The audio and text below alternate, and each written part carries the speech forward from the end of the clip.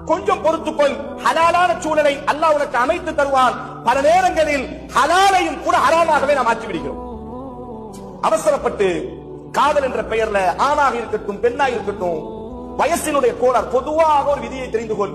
இந்த வார்த்தையே தவறானது. காதல் என்ற வார்த்தையே தவறானது. தாயை நேசிக்கிறது தான் காதல், தந்தையை நேசிக்கிறது காதல், திருமணத்திற்கு பிறகு மனைவி குழந்தைகள் இதுதான் காதல். இங்கு ஏற்படக்கூடியது என்ன?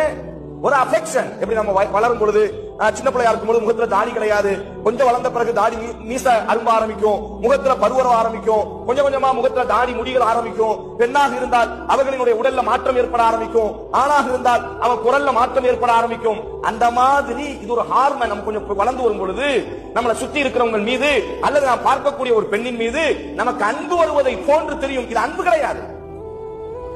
இவன் என்ன நினைத்துக் கொள்கிறான் என்று சொன்னால் இதுதான் அன்பு என்பதாக நினைத்துக் கொண்டு கையை கிழிக்கிறது. இதுதான் அன்பு என்பதாக இந்த ஒன்றுக்காக மாதக்கணக்காக வீட்டில் உட்கார்ந்து அழுகிறது. இந்த ஒன்றுக்காக தன்னுடைய படிப்பை விடுவது. குர்ஆன்ல அல்லாஹ் ஒரு அழகான ஒரு வார்த்தையை சொல்கிறான் முஃமின்களுக்கு, அத்தய்யிபாத்து லித்தய்யிபீன வத்தய்யிபூன லித்தய்யிபாத்தி. சூரா நூர்ல அல்லாஹ் சொல்றான், நீங்கள் நல்ல ஆண்களாக இருந்தால் உங்களிடத்திலே நல்ல பெண்ணை நான் கொண்டு வந்து சேர்ப்பேன். நீங்கள் நல்ல பெண்களாக இருந்தால் உங்களுக்கு நல்ல ஆண்களை நான் கொண்டு வந்து சேர்ப்பேன் என்பதாக அல்லாஹ் பதிவு செய்கிறார்.